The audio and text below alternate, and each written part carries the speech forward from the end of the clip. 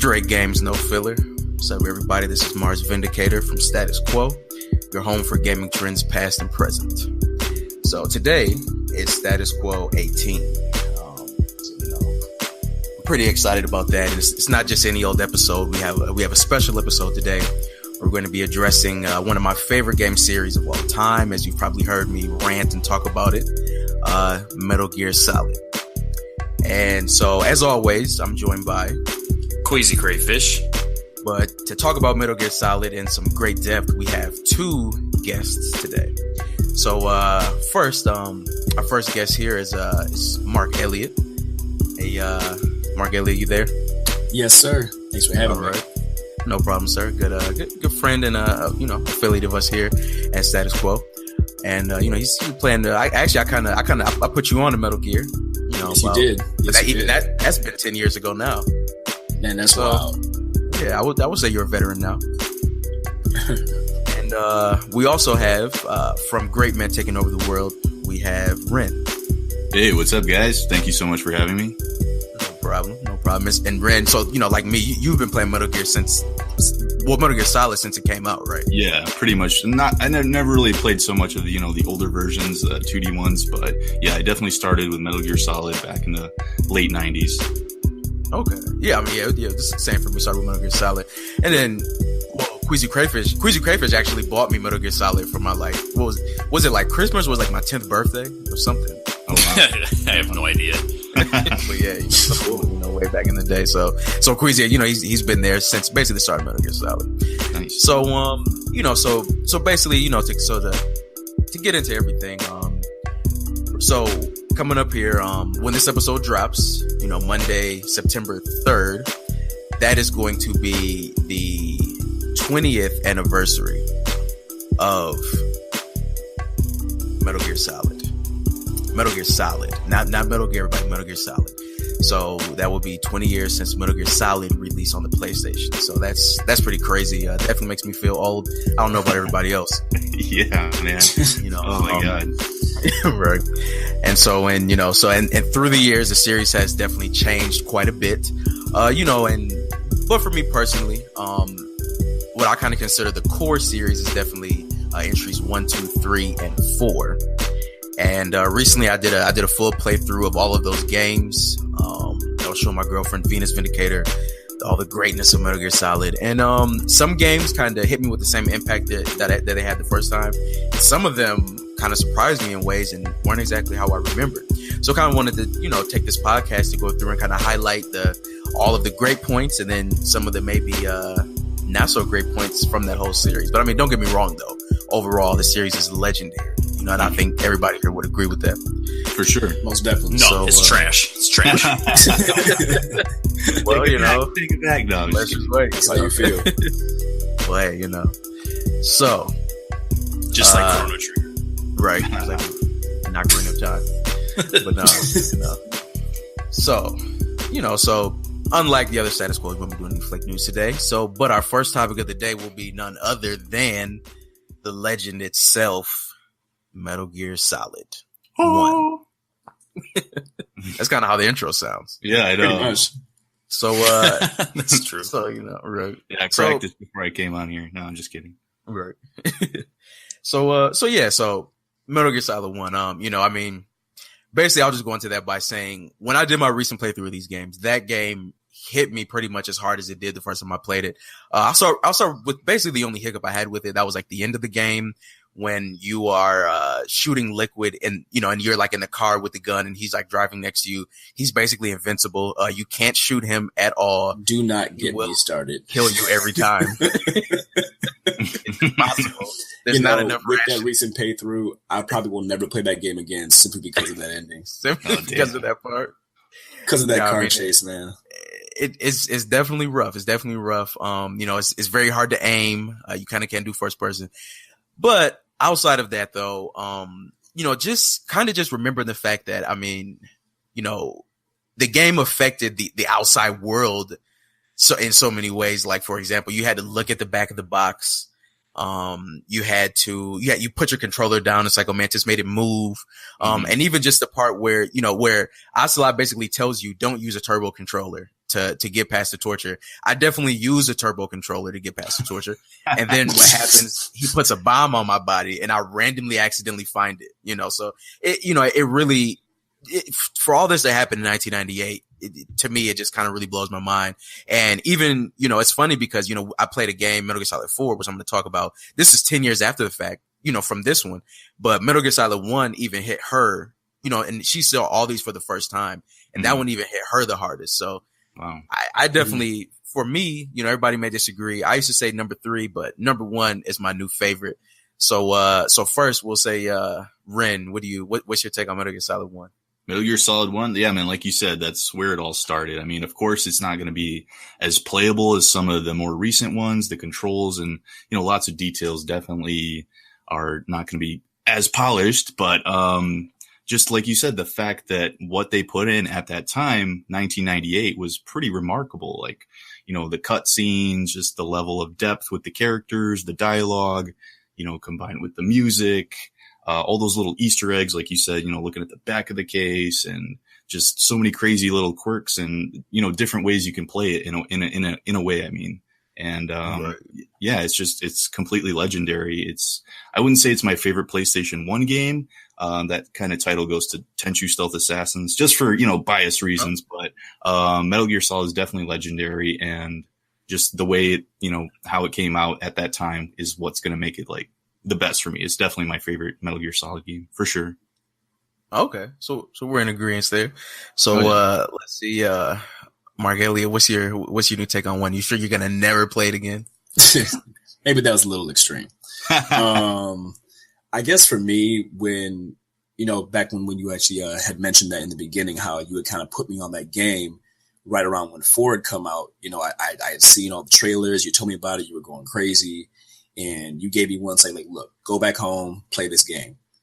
And for me to play that game and for it to have that kind of impact on me to this day is just wild, because it made me re-see how I look at art now, and, with everything that went on with that, just the gameplay itself, just the amount of trolling that this game put me through, and just right. like laughing and being frustrated all at once. It's just, it's always going to have a special place in, just, my soul for that game. So it's up there for me. Okay. And then, Queasy, what's your take on MGS1? Well, it was a life altering experience. I mean, I remember sitting down and playing this game on the Jam Pack, demo disc, with Right. Mars Vindicator back in the day, and just like playing through that first part of the game where you ride up through the elevator and that little snowy segment before you actually get into the base, and like, just that alone was like so fun and so unlike anything else we had played at that point. I feel like it was just, it was a must-have game at that, just from that short demo, and Right. when you got into it and you just fell deep into this story with all, I mean, even as like young children where we didn't understand all like the political intrigue and everything like that, but it's still just the character drama and these big twists with, Master Miller and all that stuff, and Right. these shocking set piece battles and stuff that would happen. They were just crazy. And I mean, like, I'll never forget, like, the Sniper Wolf, segment and stuff like that, the Vulcan Raven fight, things like that are just extremely iconic, and I feel like they really set the stage for just big epic cinematic games in the future. No, most definitely. And yeah, and I think it's important to mention, especially, for me, because this was, that was one of the first like PlayStation 1 games that like I bought, after the ones I got for Christmas.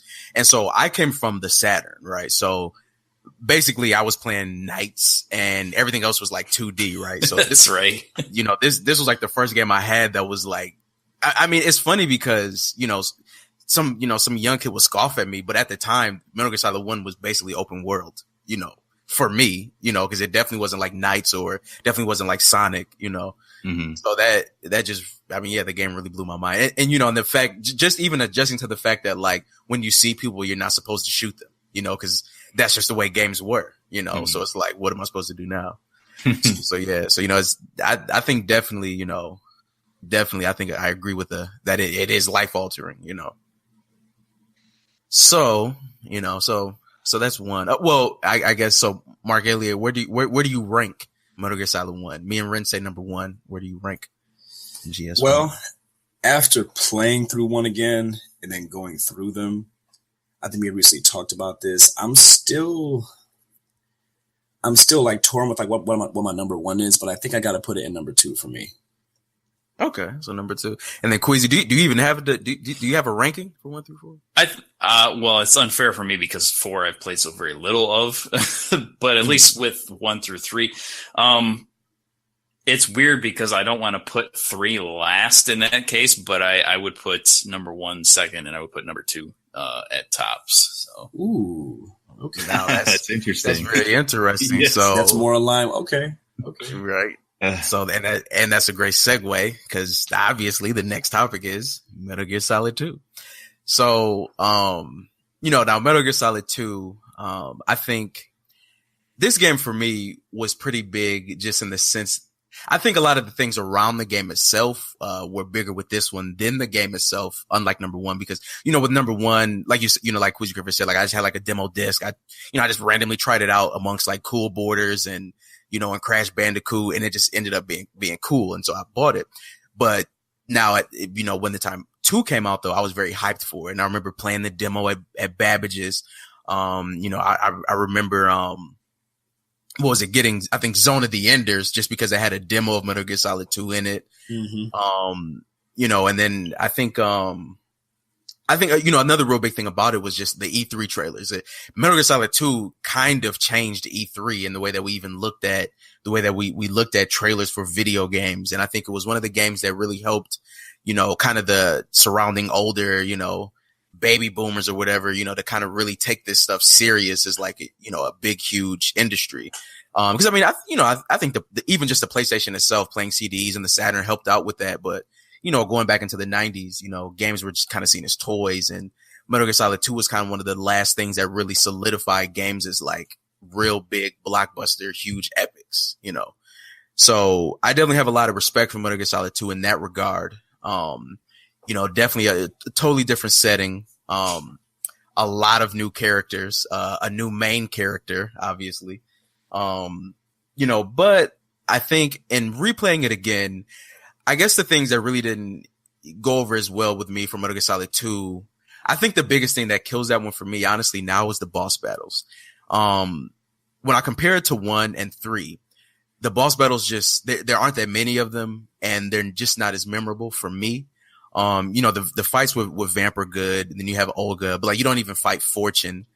And so, yeah, pretty much I think the only fights are Olga, Vamp, like basically 3 times, and the Metal Gear, the Harrier, right? Oh, and Solidus. Yep, Solidus, and then Solidus, right? But yeah, it would have been great to fight Fortune or kind of see how that was. But then you had a lot of other parts. Now, Metal Gear Solid 2 was probably one of the first games that really scared it scared the living shit out of me.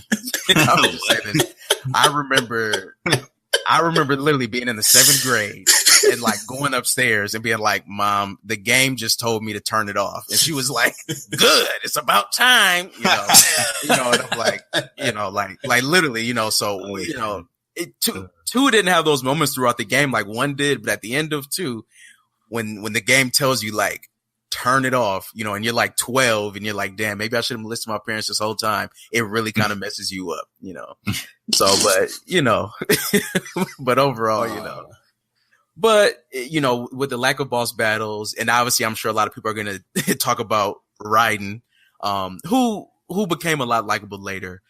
Because of those, Metal Gear Solid 2 is going to be my number 3. So Quizzy, since this is your favorite, I'll let you go next. Well, I mean, to be fair, I haven't played this game in many years, but I think that's just going off of memories, because that's kind of how I started talking about Metal Gear Solid 1.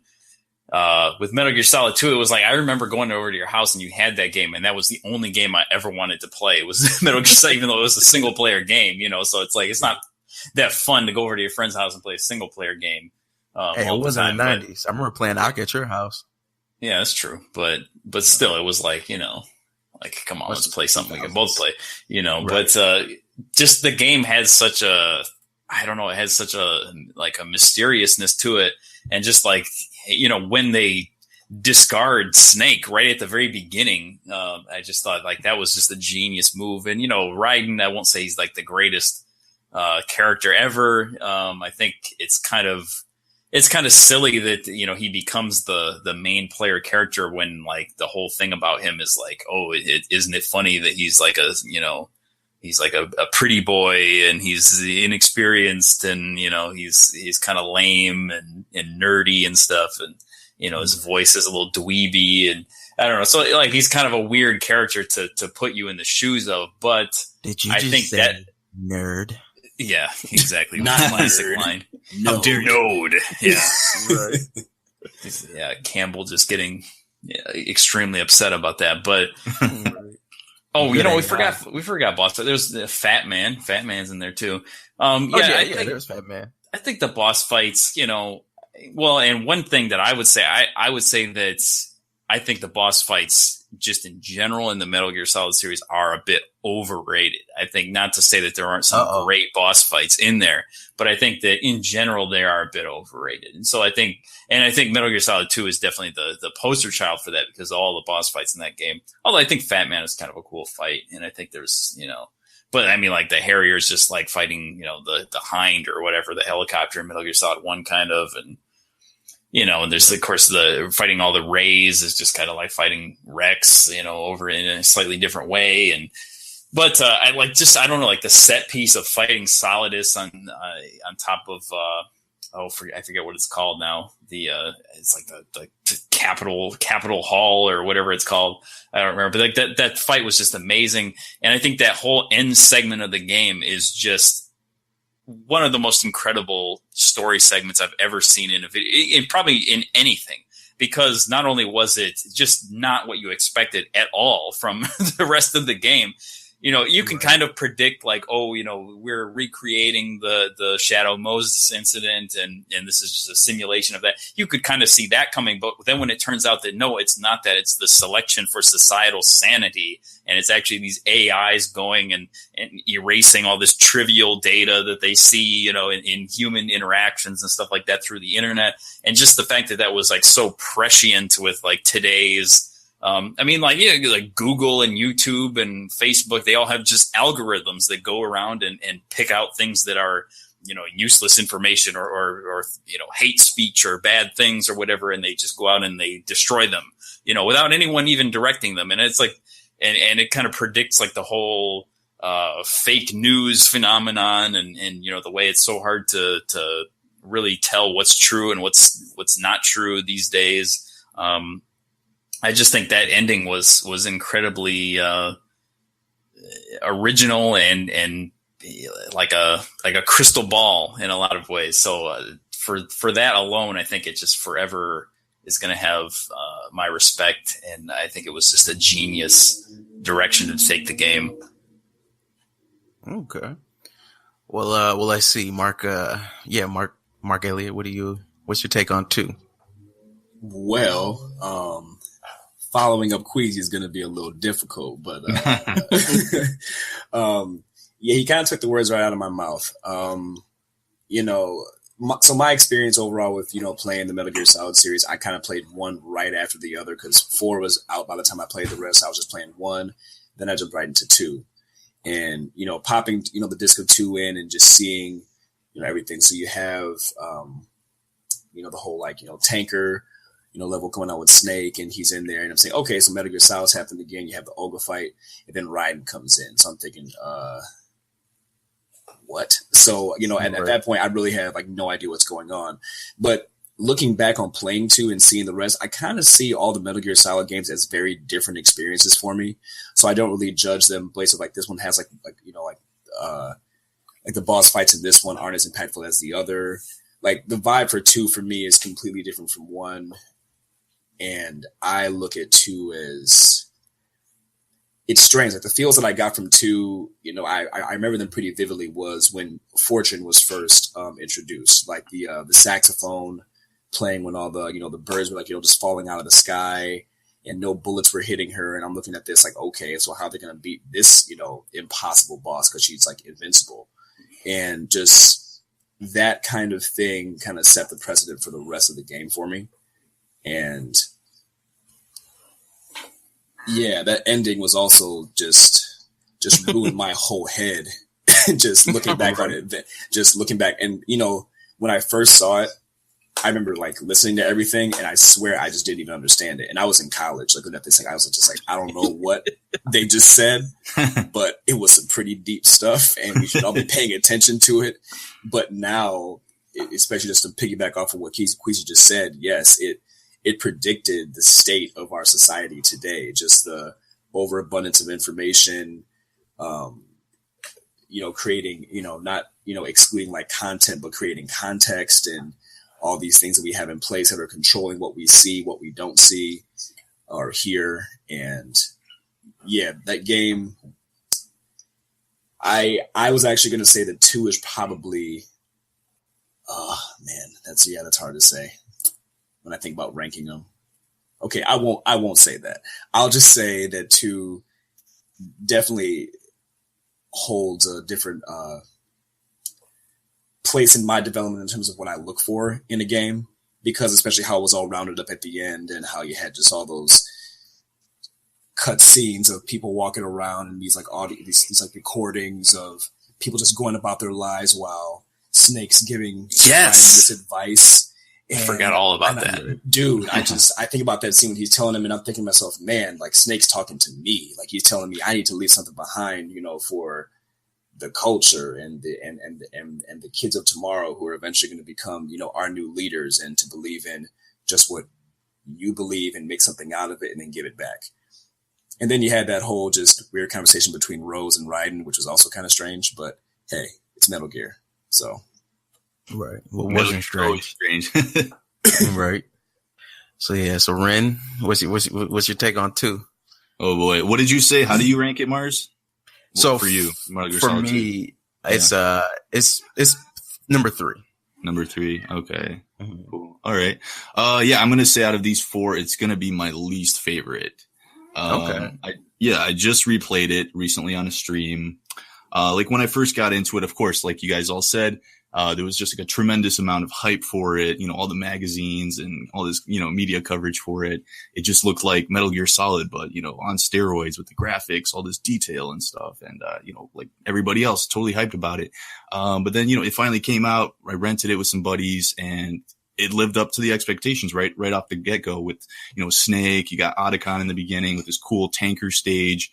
It's pouring rain, and, you're sneaking about, all the detail about like messing with the guards and all that, like sticking them up and, stuffing them in lockers and all that stuff. I was like, oh, this is incredible, man. This is just taking everything what I love from Metal Gear Solid 1, to a whole nother level. And to this day, that's still my favorite part, is the tanker with Snake.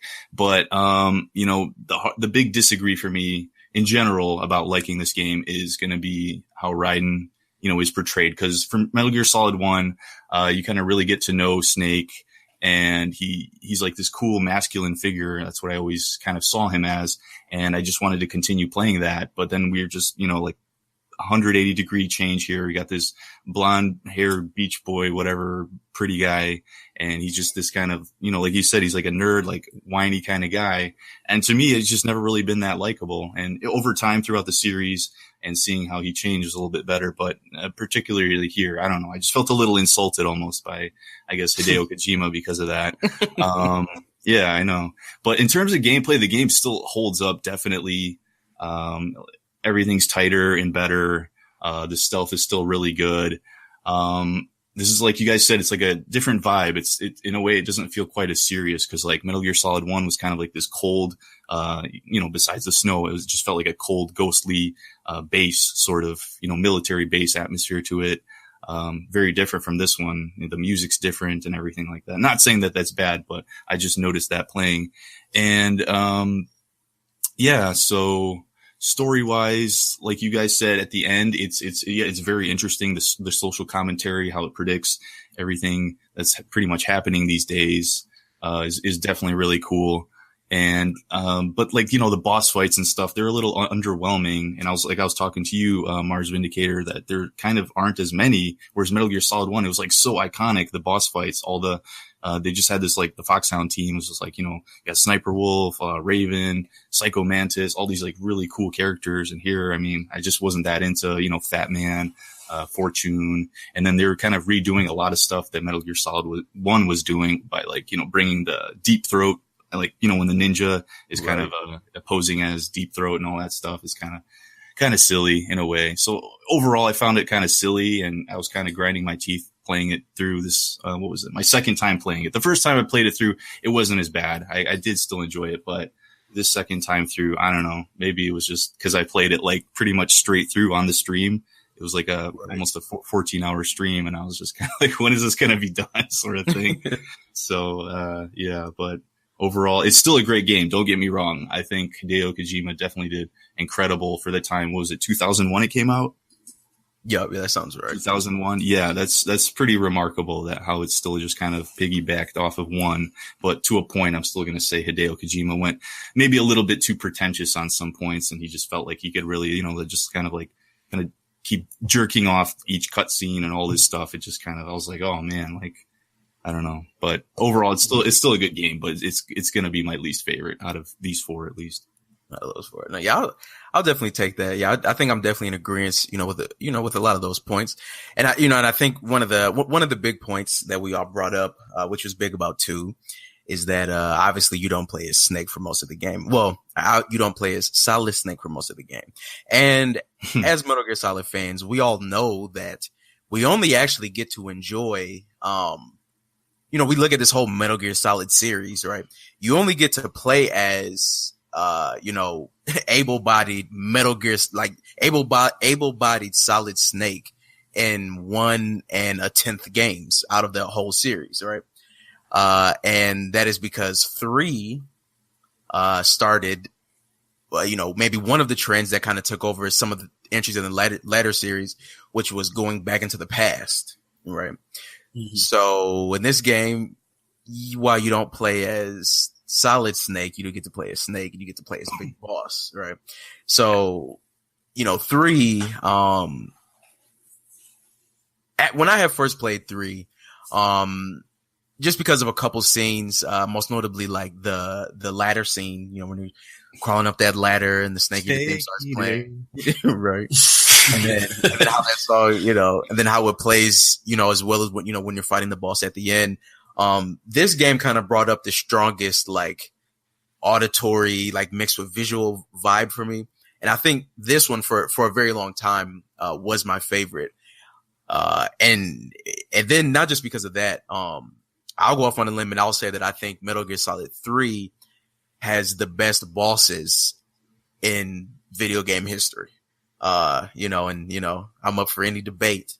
But I think that we got some of the best design in that game. And it definitely helped, following 2, where I think that, that point was very weak. The end, that was just, for me at the time, that was just a genius boss fight. It takes place in, multiple different areas, and it's just like a full on sniper battle. We had sniper battles before, but not like this, where you're actually going to different parts and, trying to find them and stuff. And then just the sheer fact that slightly earlier in the game, you can catch him and snipe him and shoot him and the fight never happens. Or you can just save the game during the fight and he'll die, so.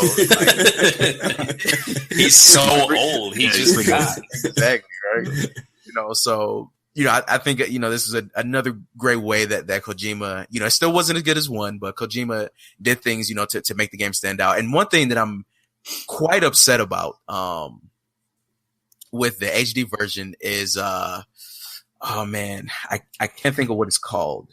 The Dream? The Nightmare? Yeah. It was Guy Savage. Yeah.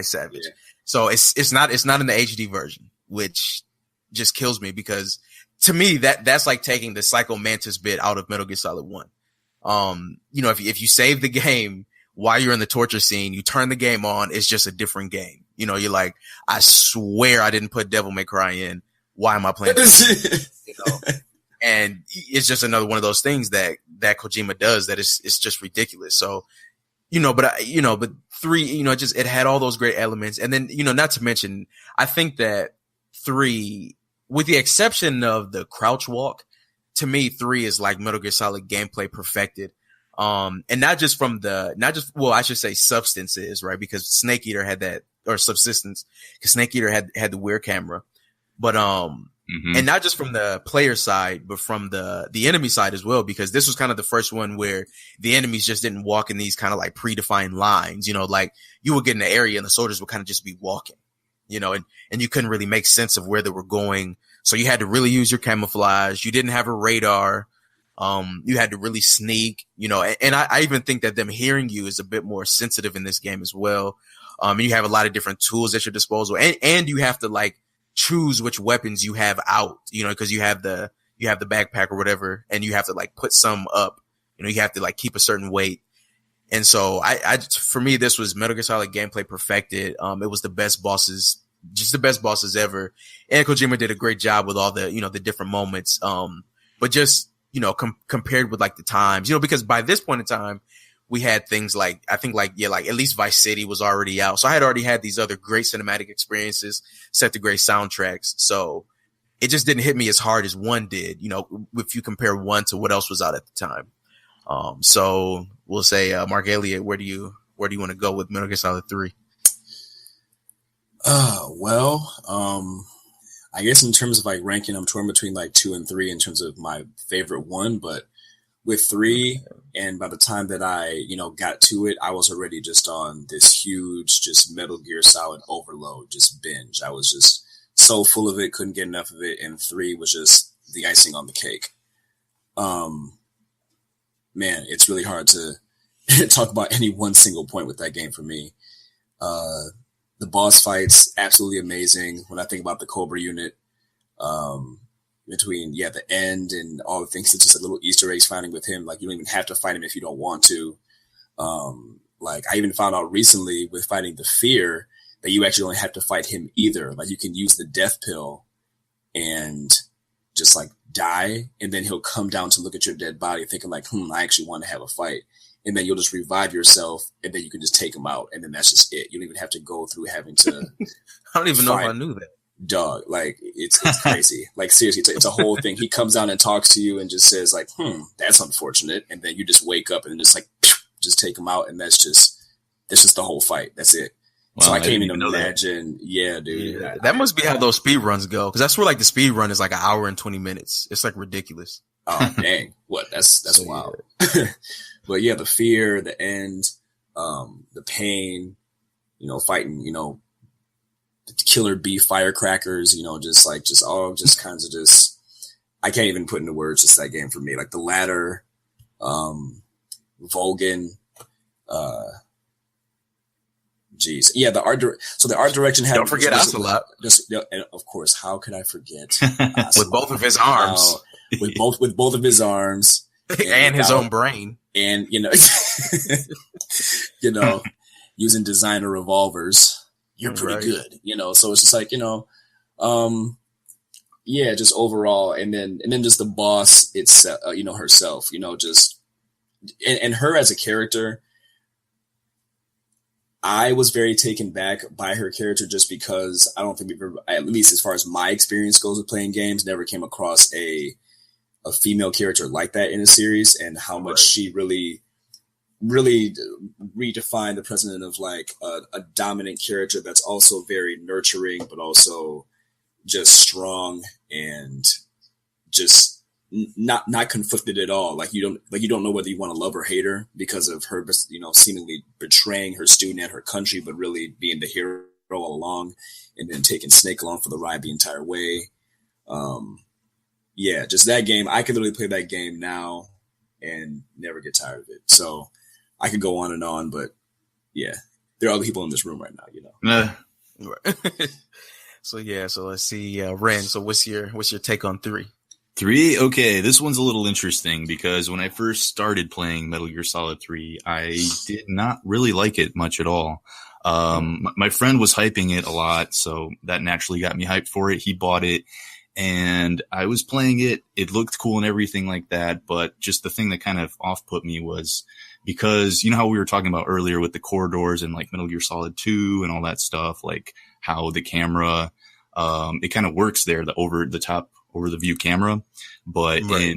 in Metal Gear Solid 3, it was a bit weird because you have these much more open spaces and you still have this top down view and you don't really have a proper Soliton radar like you did before. So it's just kind of really tedious, just walking a few steps, like looking in first person, walking a few steps, looking in first person. That really just started getting annoying to me. Plus like a whole bunch of other things, like don't get me started with the whole, healing thing. Like every time, you get hit, you got to pull the bullet out, then you got to put like, alcohol on it or whatever, and then wrap it up. Like the boss fights, when you did that, was just, it was pretty tedious. Things like that. But, I did, plow through it eventually, didn't really enjoy it too much, but then they finally released Metal Gear Solid 3, Subsistence, where it altered the camera and, for more proper, third person perspective, like, how you see most modern games these days where you can control the camera. And that totally changed the game for me. I was like, this is almost like a whole new game. I can see in front of me, but it also allows me to switch back to, the overhead camera too. So this was just like really important to me, really vital to enjoy the game properly. And from then on, I just enjoyed it so much more than I could, see all the good stuff about it, like the action and, like you were saying about the detail of like the guards, they're just going at like slow paces. It looks more natural and, things like that of that nature. The boss fights were, it brought back from Metal Gear Solid 1, like how I was saying Metal Gear Solid 2 was kind of a little bit missing in the boss department. This kind of more than made up for it with those, epic fights, the end, and all that type of stuff. It was really good. I really enjoyed the jungle atmosphere, crawling around in the jungles and the grass and all that. It's just, you actually felt like, like a snake, obviously. And it just had so many more weapons too. That was really cool. I really liked the all the different weapons. You got, all this different sniper rifles and shit, like everything. What else? The story was pretty cool. Like I like the setting, the Cold War, type thing going on there.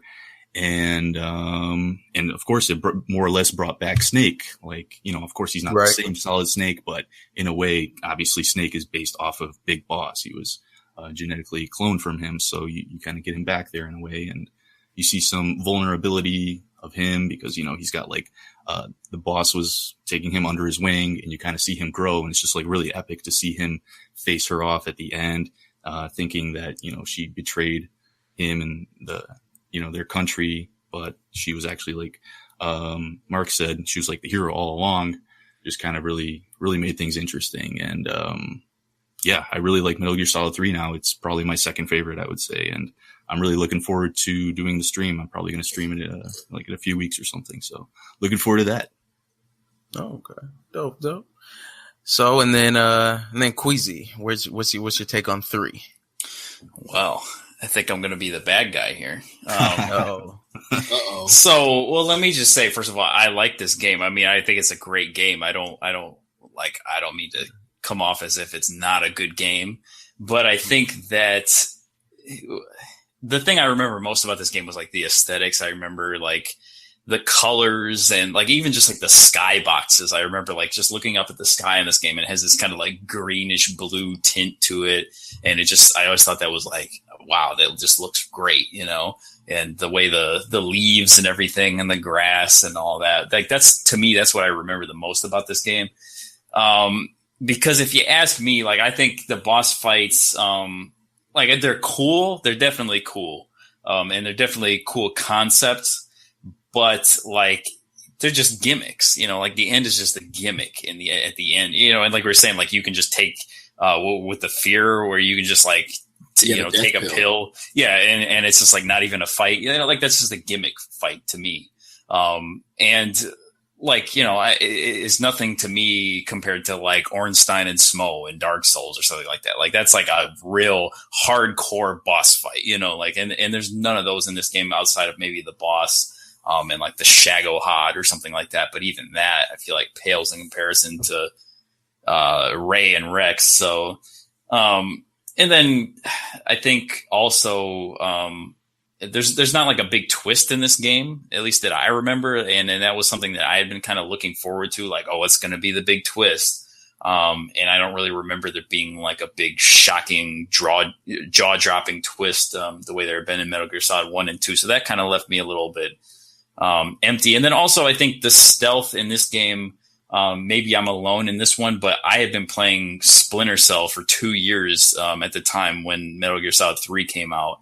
And the stealth in that game was far more in depth than the stealth in Metal Gear Solid 3, in my opinion. So like, it was kind of, especially with the camera angle and stuff, which Ren highlighted already, like, the camera angle was extremely difficult to work with. I mean, you could kind of like, I think you could move it a little bit, but it was pretty restrictive, in the original release. And so, coming from something like Splinter Cell, where it was, the whole game was like hiding in shadows and, using the environment to your advantage and stuff like that, to going to Metal Gear Solid doing it, it felt almost like a more arcadey version of that. And so I don't think the stealth was really as great. I preferred more like the, base kind of sneaking, that we saw in Metal Gear Solid 1 and 2.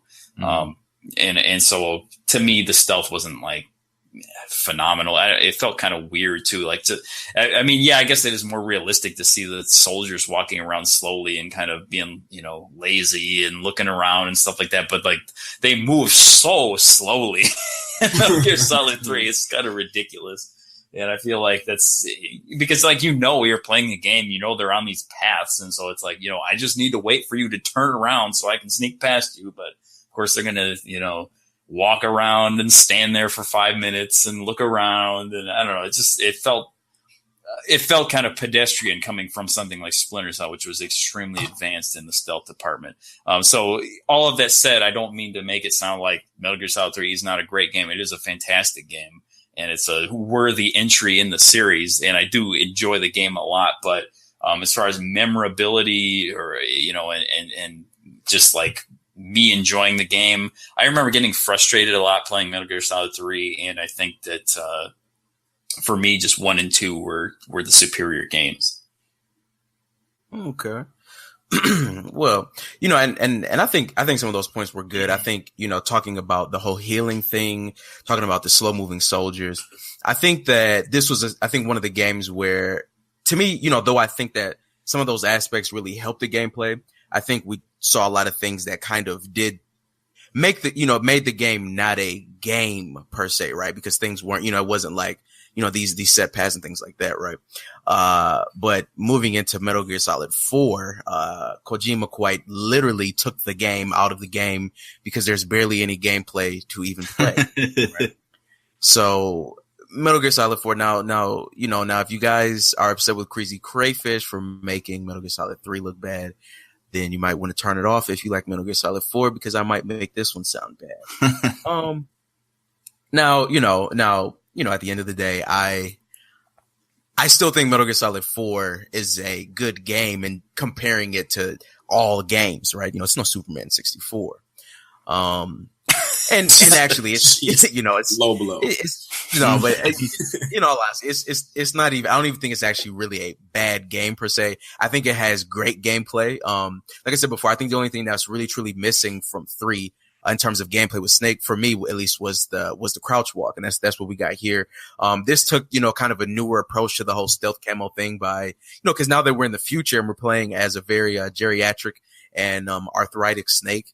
He has this new suit that can change colors, when you touch things. So it brought that camouflage aspect, which I didn't think would make it into this new game with all the new technology. It made it up there. And then we got to see, as 3 showed us a lot of some characters, like Ocelot or whoever, in the past.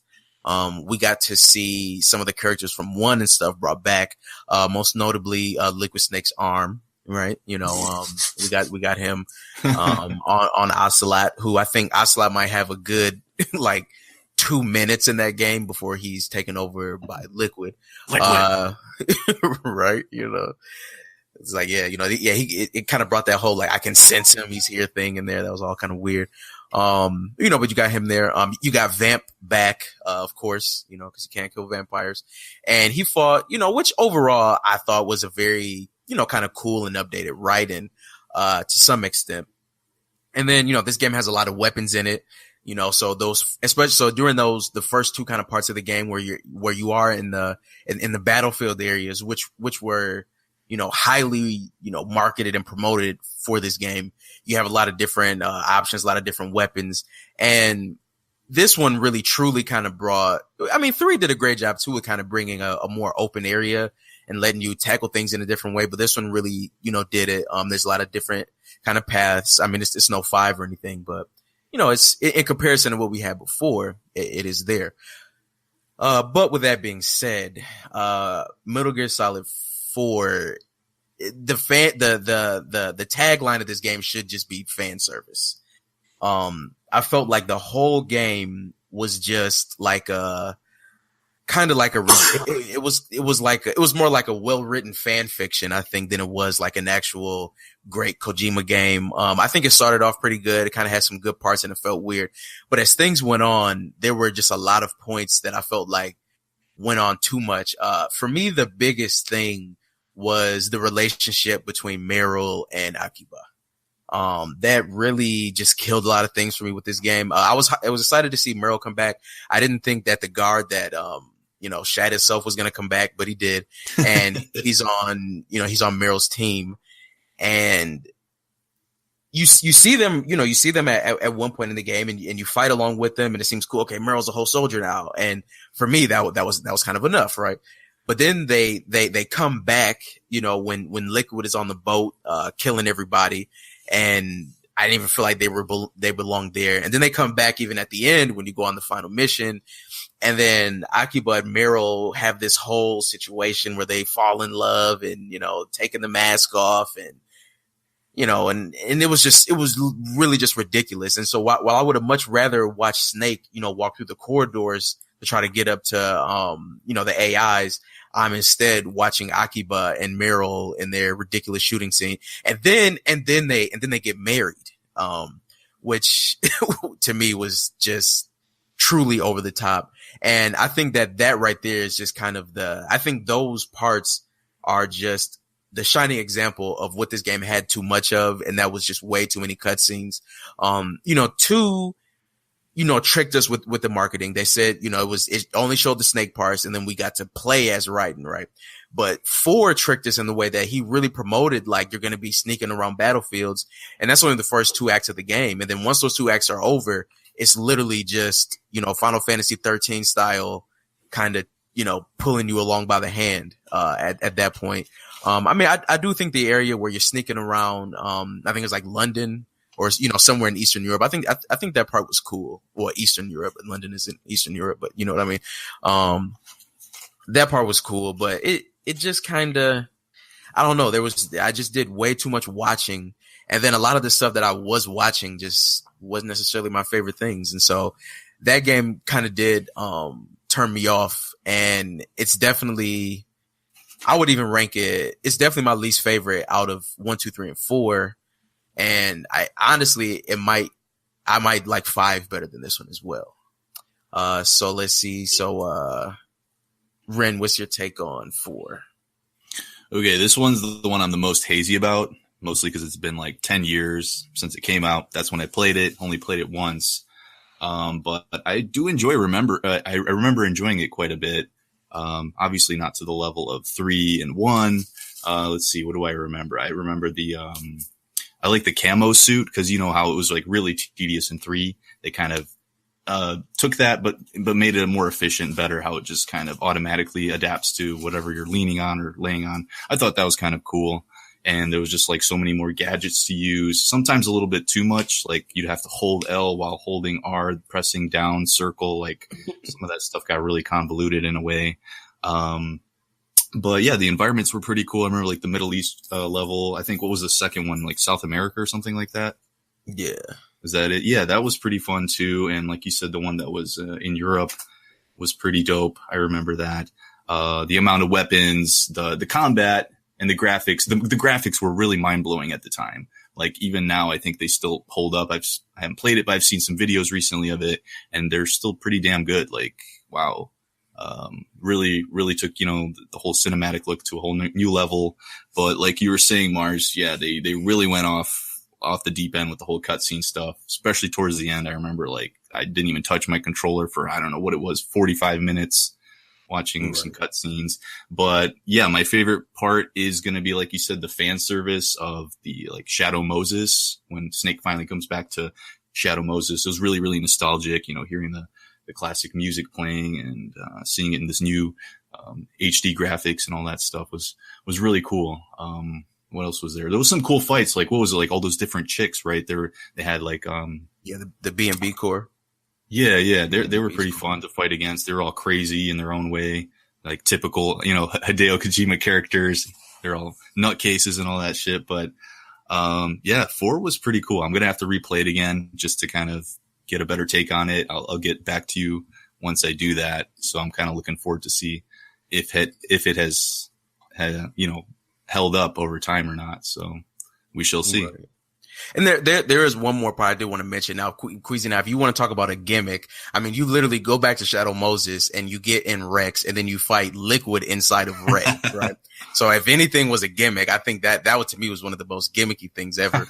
But Ren, you did bring up the B&B Corps, and, me and Mark Elliott, we kind of talked about this because, for the B&B Corps for me, yeah, they were crazy and they were ridiculous, but I kind of didn't like the way that Drebin was in charge of telling their whole story, instead of them doing it. Yeah. So, Mark Elliott, what's your take on 4? No, I think it's definitely the most hazy for me. One, because it has, again, it has been such a long time since I played that game, and I plan on going back through just to really see objectively what all the things you had kind of mentioned, like just the whole complete, like this is, well, I don't know if he forgot or just didn't care, but the timeline with like the whole Eva thing, that's it's pretty big. Oh deal. yeah. Yeah. Like, the fact that Eva is like literally in this game, she's like 85 years old, but she looks like she's 40, She's got her, right, like, I don't remember this. Right. Yeah. You right. Well, you remember Eva in this game, right? No, I don't. Big Mama. Oh, you don't? Big Mama. Big Mama. Okay, that sounds familiar. Right. And he finds her in Europe. But I mean, but either way, like at 80 something years old, like she should not have been walking. She shouldn't have been, walking around with her chest perked up and all out and stuff. Yeah. Like, okay, I remember now. She riding looked like a Triumph chopper. Yeah, right. Yeah, she looked like a smooth 40 years old, and same thing, like Big Boss shows up at the end, like, hey son, let's do some CQC, and I'm like, man, you like 89. That's some cheesy stuff.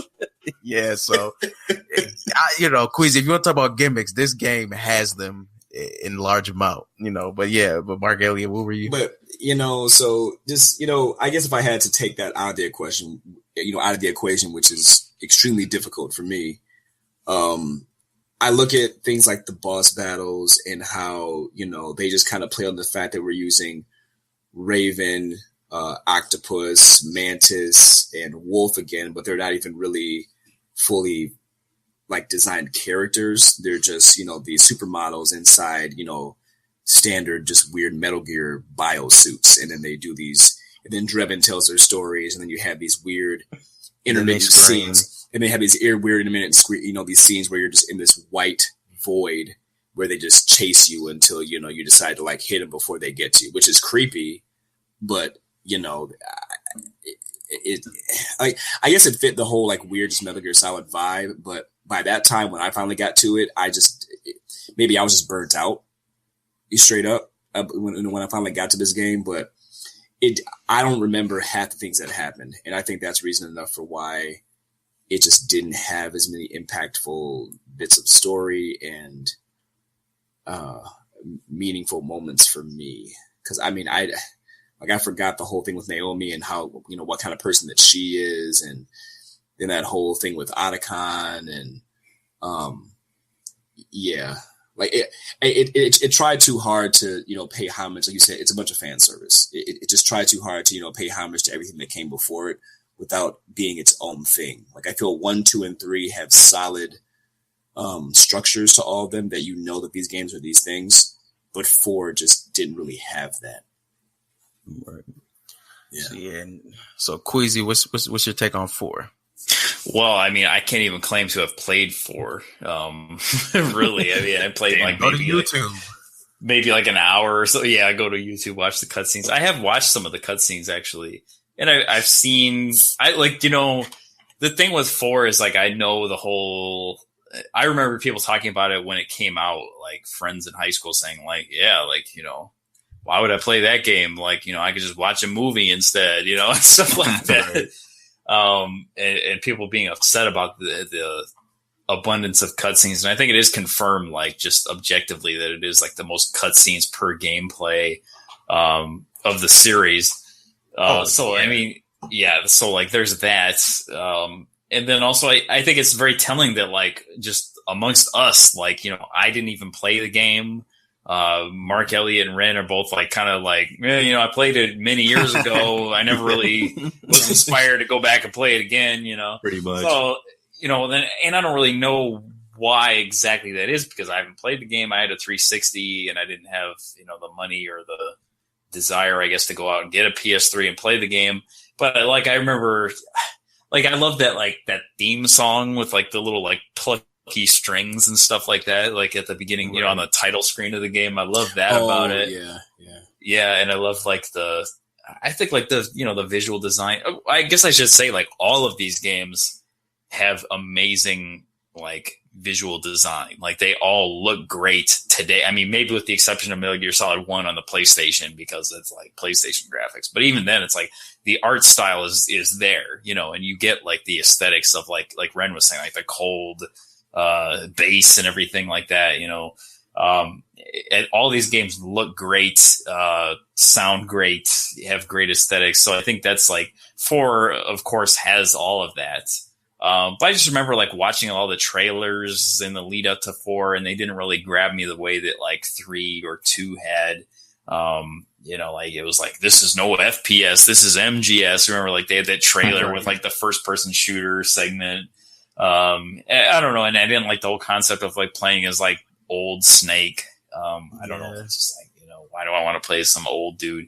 Which I mean, story wise, I guess that could be justified or whatever. Not really. That was justified by the Fox die or whatever, by the fact that he's a clone. Because Otakon's not old. Well, he has accelerated aging too, doesn't he? Yep. Yeah. So, and I just like I remember reading like a plot summary of the game and just being like, I don't even, I can't even make heads or tails of this. It felt like like a fan fiction kind of like plot summary where it was like, oh, remember this? Well, this is actually like this, and I don't know. It's just one of those kind of things. And personally, I'm someone I don't like fan service.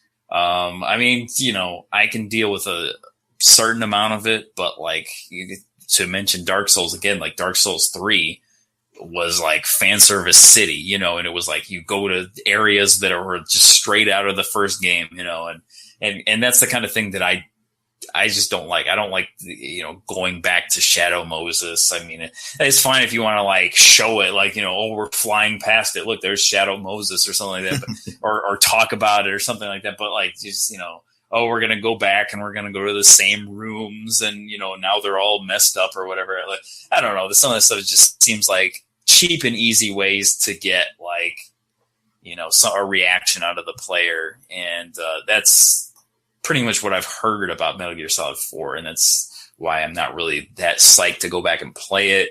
And I just can't be bothered to watch like hours of cutscenes, quite honestly. So I don't really have any plans to go play it, especially with talking to Mars Vindicator about it. Right.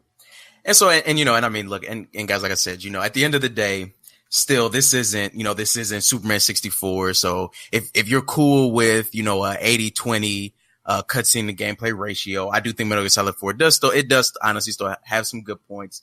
And I think to me, I think because this was the one thing, because if you had talked to me back in like June of 2008, I was like ranting and raving about that game, mostly because it was like the only game out on the PS3, right? Because they had like no games then. But I think to me, what put a good impression in my mind at first, was just the way that while a lot of the others, I think like there was too much fan service, and they even brought in Mei Ling, and they brought in all this stuff. But the one kind of fan servicey thing that I really did like was the way that they had tied up this whole plot about the Patriots, right? And so you're thinking that, Metal Gear Solid 2, they start the Lily Lule Low and the Patriots, and then you think all that's going to be out of it, when you go to 3 because it's in the past. But then you find out that basically in 3, you were playing probably the first mission that the Patriots ever did together, right? Because the Patriots were paramedic, Sigint, who's also the DARPA chief, Naked Snake, Eva, and Ocelot, and Zero, right? So I think them putting that in and tying all that in, I think that helped to make for, I think that's like, basically I think that's like the best point of it. But I think he just adds too much around it. And it's just kind of too much. You think he's trying to tie it all together way too much, like to the point? Yeah, I think he tried to do too much. I think the point about the Patriots, I think that was enough. Cause, back then when that happened, that was all I remembered. And I had forgot that Meryl and Akiba got married, right? Until I just played it again. And I'm like, wow, game has a full blown wedding in it. It was like, what the heck is this? Right. Yeah. Like, I'm seriously, like, it's kind of ridiculous. Yeah. And then, but overall, and I, back then I didn't know this, but recently I played Snatcher, another Hideo Kojima, great classic. If you have $500 laying around and another $200 laying around to get a Sega CD, definitely check it out. But Metal Gear Mark II is that what's funny is like Snatcher was an Easter egg from Metal Gear, like Mark II, Metal Gear Mark II. Mark II was an Easter egg from Metal Gear in Snatcher back in the day, because Metal Gear came out first, and then Metal Gear Mark II again is like a Easter egg in its own franchise from Snatcher, right? So that's kind of cool. I like the way Hideo Kojima ties that stuff in.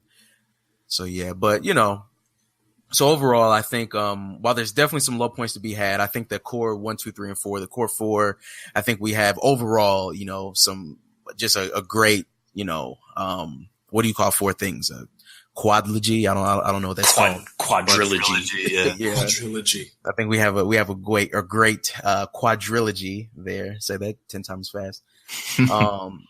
And so I think the last thing, I think we have some, just a couple, honorable mentions. I mean, we definitely had some other great Metal Gear Solid times. I definitely liked Twin Snakes when I first played it, but as I kind of noticed, and I think I talked to Ren a bit about this. I think just adding all of the, the dynamics from 2 kind of, messed that game up a bit, but I think it was cool that they made that. We definitely had Peace Walker, a full blown Metal Gear Solid game, but just put on the PSP. I wasn't too into Acid, car battle games, but those are kind of cool. Then we had Rising, of course. But of course, we have Metal Gear Solid 5. And Metal Gear Solid 5, I think, is an entirely different animal.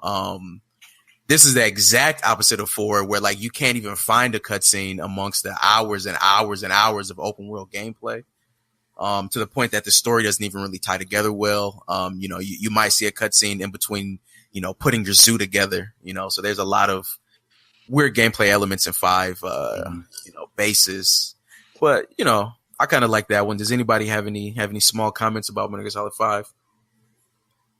I think 5, I remember when that first came out being really addicted to that game. And I remember playing it. I feel like that core gameplay of the stealth infiltration is really well done. And I think that, they were really onto something with that. I think it, unfortunately, is just the whole politics with, Konami, that kind of, kept that game from being all that it could have been. Because I feel like, early on in that game, like even the story is interesting, and it has a lot of interesting elements. Like the skulls and all of that stuff. And, was it the third child and, the man on fire? There's a lot of interesting things going on in that story. But at some point, halfway through the game, it's like there just ceases to be story. It felt like, and it was just mission after mission after mission. And it definitely felt like things were starting to be missing. And And, like, I guess, people get to complain about like Kiefer Sutherland thing and all of that. So yeah, there's a lot of weird stuff with that game. But, again, it's another great looking game. It has some interesting fights in it. It has a lot of, I think the core gameplay, like I said, is really well done.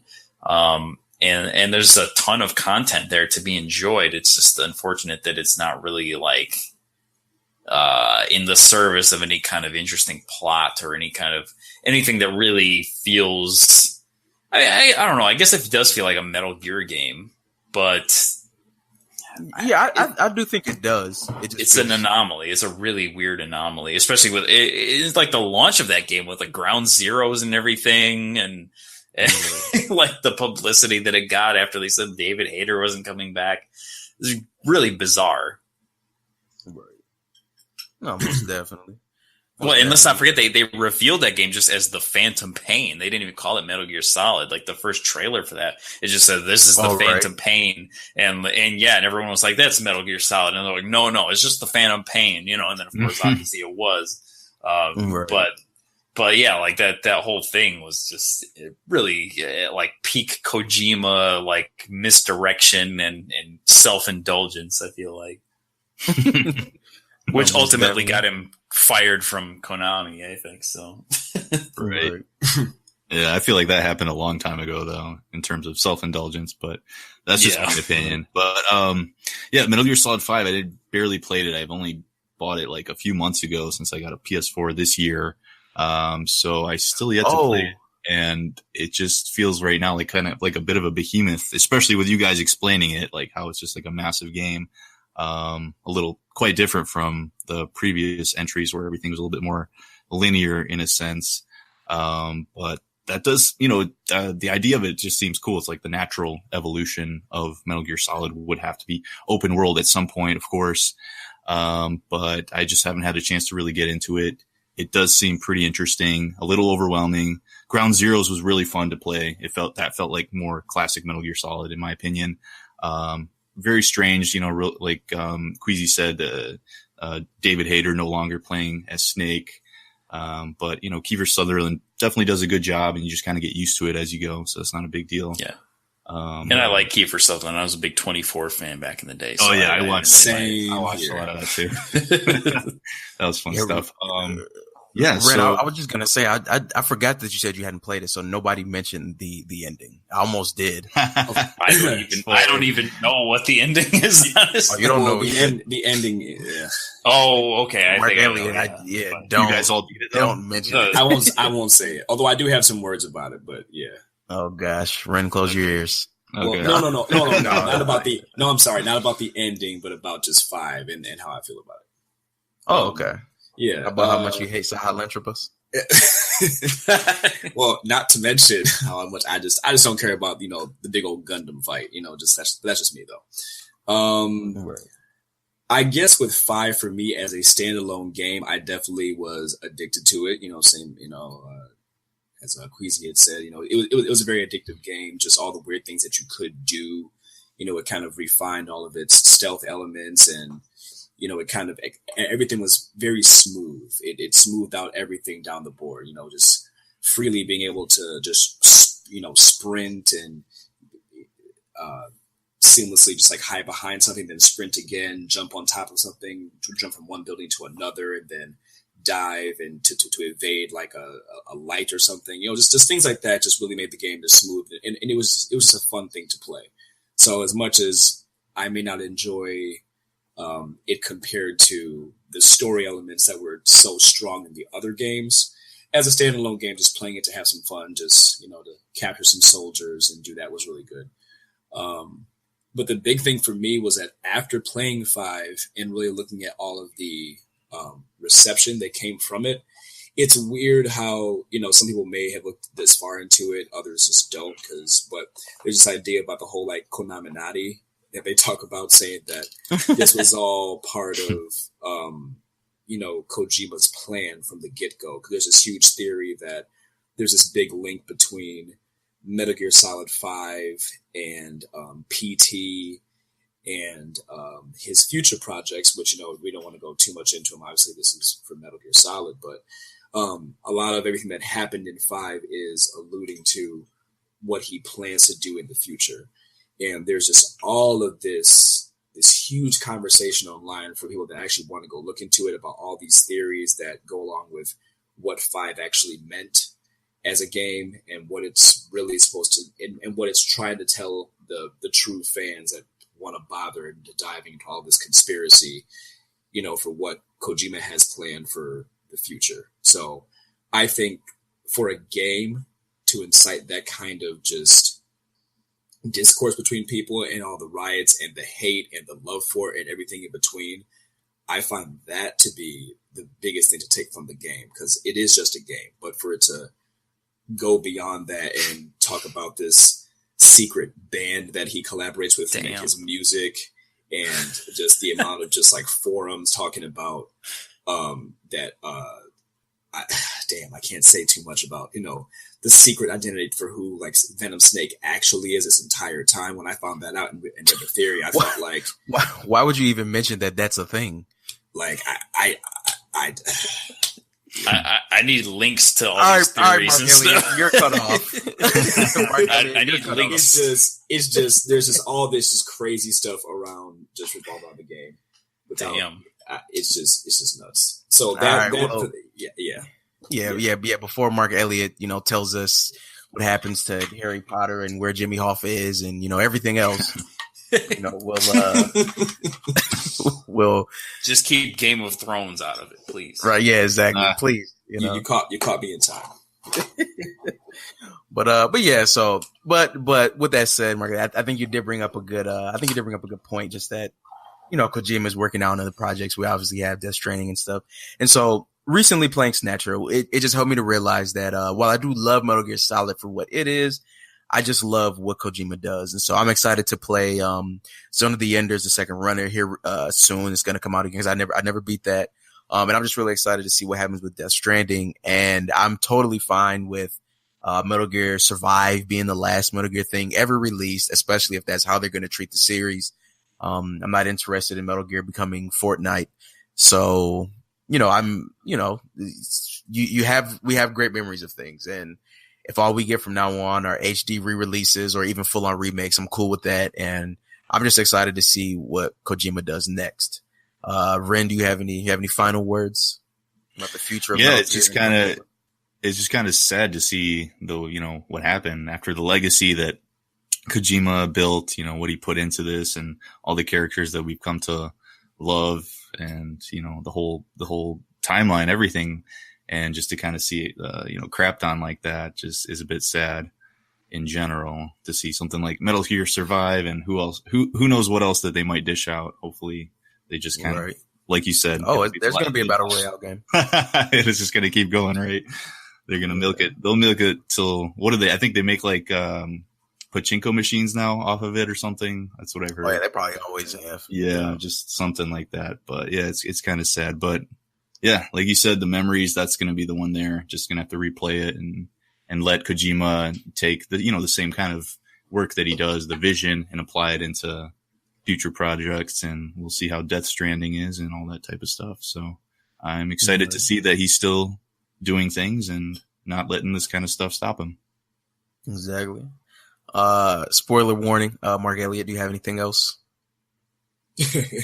Well, aside from me, it's pretty much saying enough. I'm really excited to see what he does next, and I consider myself someone that'll always, be a loyal fan to him. So, yeah, I'm really just excited to see what he does in the future. I'm looking forward to all that stuff. Okay, and then last but not least, Queasy Crayfish. Any last ending words for how much you hate Metal Gear Solid? Metal Gear Solid is complete and utter garbage. Every single game in the series is terrible. No, I'm joking. But, I think, I'm looking forward to Death Stranding. And I think it's pretty incredible how fully formed and in depth. And I mean, obviously, it's a big mystery to everybody what this game is even about, but it feels like there's this seems like some idea that he's had like fully formed for, decades or something, just judging by the trailers and stuff. So it'll be really interesting to see that. I mean, you go from working on Metal Gear Solid, on and off for so many years to, suddenly getting basically kicked out of Konami to, here I'm going to make this new game from, possibly a new series or completely new IP and everything. And it's just like, it's like he didn't even miss a beat, Right. And I think that's pretty incredible. And I think it's also worth noting that correct me if I'm wrong, but I remember reading in the lead up to the release of like Metal Gear Solid 3 that this is going to be the last Metal Gear Solid game.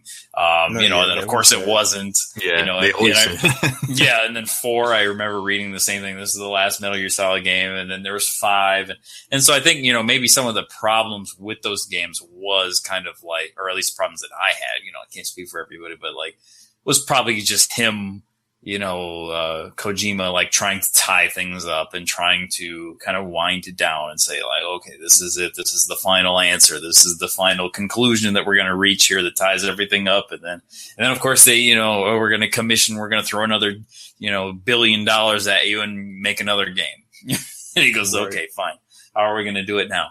So I think, there's some of that is just like the realism of working in the industry and all of that. And I think that's what's the most appealing thing to me about Kojima is like, this is like an artist, a really creative person, who doesn't compromise easily, who is caught up in, making this extremely popular, AAA franchise. And I think that's like the brilliance of it. It's like, it would be as if like Call of Duty was being, designed by Hideo Kojima or something like that, where it's like, you can only imagine all the weird and creative stuff that would be going on with that series if that were the case, so that's the thing that I'll always be, thankful to have, as far as the Kojima games. Yeah, everybody needs a little bit of Hideo Kojima, right? Yeah. Yes, definitely. So yeah, so that's that. Just want to wish wish Metal Gear Solid, the first Metal Gear Solid, a happy 20th birthday. So that is pretty wild. But yeah, like I said, it's just one of my most favorite series of all time.